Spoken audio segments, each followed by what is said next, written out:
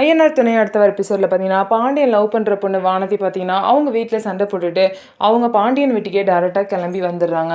So பார்த்தீங்க அப்படின்னா, அந்த பொண்ணு வீட்டுக்கு வந்ததுக்கப்புறம், வெறும் இந்த பொண்ணை வந்து எப்படி வீட்டில் வச்சுக்கிறது? அதனால இவங்க 2 பேருக்கும் கல்யாணம் பண்ணி வச்சிடலான்னு சொல்லிட்டு சோழன் ஐடியா சொல்கிறாரு. இன்னொரு சைடு நிலா பார்த்தீங்க அப்படின்னா, அந்த பொண்ணு வந்து ரொம்ப சின்ன பொண்ணு. பாண்டியனும் இப்போ கல்யாணத்துக்கு ரெடியாக இருக்காருன்னு தெரில. அப்படி இருக்கும்போது கல்யாணம் எப்படி பண்ணி வைப்பீங்க? கல்யாணமே ஒரு தீர்வாகாது அப்படின்னு சொல்லிட்டு நிலா வந்து சொல்கிறாங்க. இன்னொரு சைடு பார்த்தீங்க அப்படின்னா, சோழன் வந்து அதெல்லாம் இல்லைங்க, கல்யாணம் மட்டும்தான் தீர்வாகும் அப்படின்னு சொல்லிட்டு கன்ஃபார்மாக சொல்கிறாங்க. அதே மாதிரி வானதி பார்த்தீங்கன்னா, அவங்க என்ன முடிவு எடுத்தாலும் பரவாயில்ல, கல்யாணம் பண்ணிக்கிட்டாலும் ஓகே தான், ஏன்னா கல்யாணத்துக்கு ரெடியாக தான் இருக்கேன் அப்படின்லாம் சொல்லிட்டு சொல்கிறாங்க. ஆனால் பார்த்தீங்கன்னா, பாண்டியன் வந்து சோழனை கூட்டிகிட்டு போய் தனியாக, என்ன நீ கல்யாணம் கல்யாணம்னே சொல்லிட்டு இருக்க, கல்யாணம் தான் ஒரு முடிவா, நீ ஏன் அதே சொல்லிட்டு இருக்கன்னு சொல்லிட்டு கேட்குறாங்க. வேற என்ன முடிவு இருக்க போகுது, உங்கள் 2 பேருக்கும் கல்யாணம் பண்ணி வைக்கணும், கல்யாணம் பண்ணி வைக்கிறேன் அப்படின்னா அந்த ஊர்க்காரங்களையும் நம்மள சும்மா விட மாட்டாங்க, தப்பு தப்பாக பேசுவாங்க அப்படின்னு சொல்லிட்டு சோழன் சொல்கிறாரு. ஸோ இதுக்கப்புறம் பாண்டி என்ன முடிவு எடுக்க போகிறாரு அப்படின்னு சொல்லிட்டு நம்ம வெயிட் பண்ணி பார்க்கலாம்.